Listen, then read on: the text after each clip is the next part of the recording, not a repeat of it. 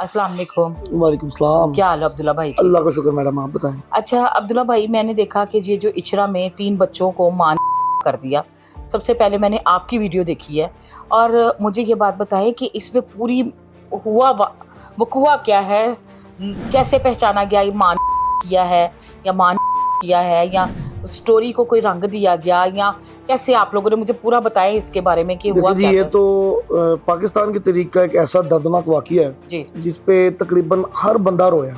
जी जो एंकर था, जो कैमरामैन था, मौके पर ही जो जो बंदा मौजूद था ना, जी हर आंख में आंसू थे। जी जी अच्छा, जब होता इस तरह, जब इतला मिलती है ना, तब तक नहीं पता था कि माँ ने किया है या बाप ने किया है या किसने किया।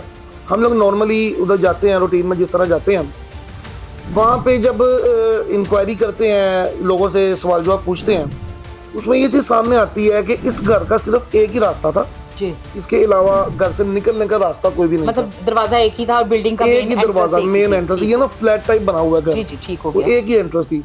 अब उस घर की जो चाबी है वो एक माँ बाप के पास है और जी। एक चचा उस घर में रहते हैं, उसके पास थी। अब होता है इस तरह कि सुबह का टाइम है, जी बाप, घर की लाइट खराब हुई है, रमजान जो बाप है बच्चों का, वो नीचे खड़े होके अपने मोहल्लेदार के साथ लाइट ठीक करवा रहे हैं। यानी जो बच्चों का बाप है वो जो लाइट बच्चों ठीक का करवा बाप रहा है वो है, लाइट ठीक ठीक हो करवा रहा है। बच्चे उस टाइम तक ठीक थे, जी। वो नीचे आ रहा है, लाइट ठीक करवा रहा है।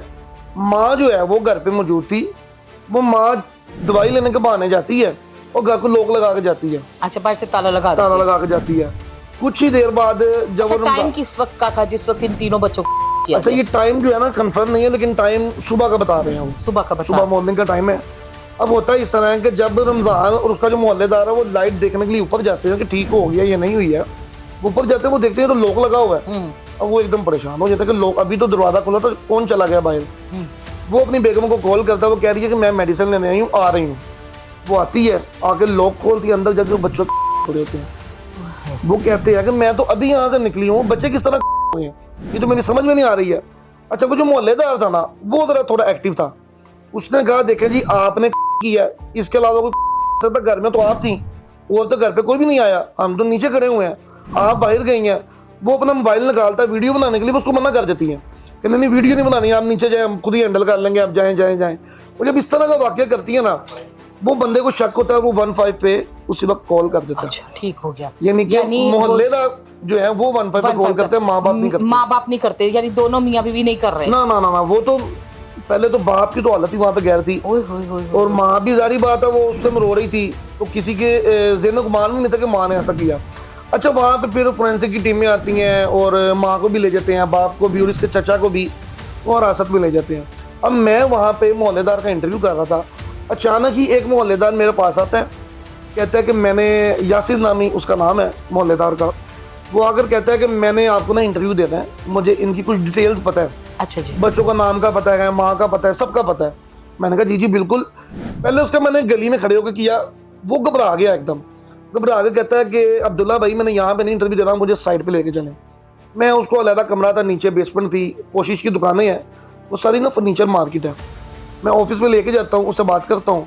अच्छा, वो इंटरव्यू के दौरान एक ऐसा इंकशाफ करता है कि मैं खुद हैरान हो जाता हूँ। अच्छा क्या? वो कहता है कि सामने दुकान है चाइना सेल मिला।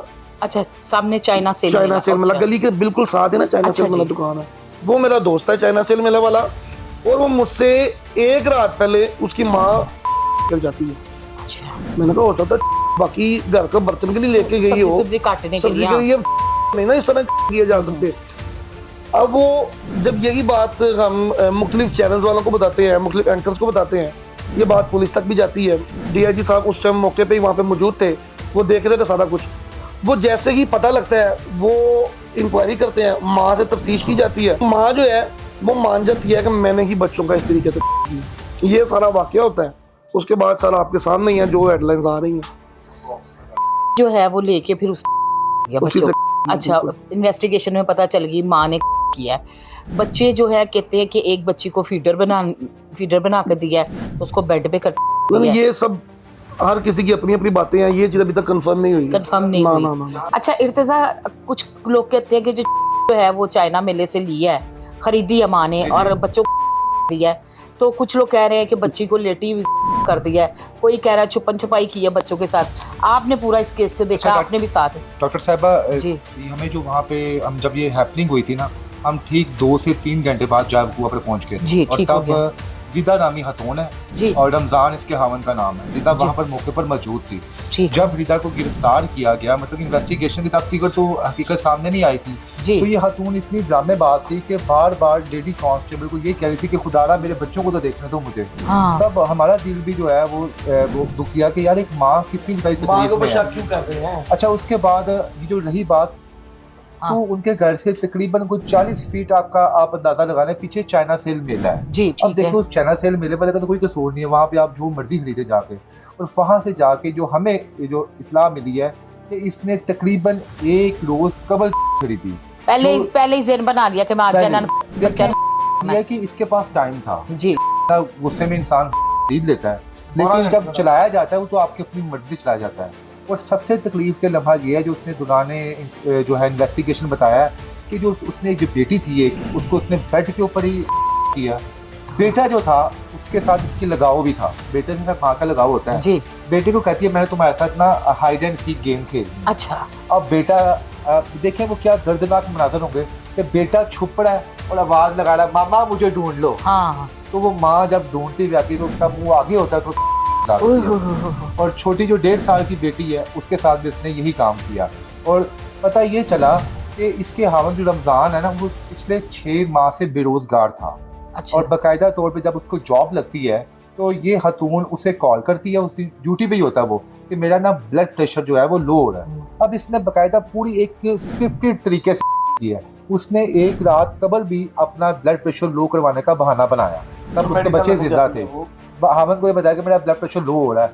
हमन ने इसको हॉस्पिटल लेके गया और उसके बाद अब इसने कॉल की अपने हस्बैंड को कि यार मेरा ना बहुत ज़्यादा बीपी जो है ना वो लो हो रहा है, मैं बेहोश हो जाऊंगी, फटाफट घर आओ। तो जब हावन घर आता है तो इसने अपने घर का ताला लगा के ना बाहर खड़ी होती है। हावन कहता है बच्चे कहाँ पे हैं? कहती है वो अंदर ना खेल रहे हैं। अब बच्चे हावन के ज़हन में थोड़ी पता है कि मेरे हावन मेरी बीवी ने अंदर काम कर दिया हुआ है। हाँ यही चीज़ वहाँ पे जब डीएसपी कमर अब्बास साहब उसे पूछते हैं तो वो यही चीज़ वहाँ पर भी बताती है कि हम हावन भी श्योर होता है कि मेरी बीवी ऐसा थोड़ी कर सकती है। तो हम दोनों मियाँ बीवी ने बच्चे अंदर रख के आए हैं, बच्चे रख के आए हैं। डीएसपी साहब एक चीज़ कहते हैं बस, और उसके बाद वो हकी बकी रह जाती है। कहती है डीएसपी साहब ने कहा इसीलिए तुम्हारा बीपी लो हुआ। हाँ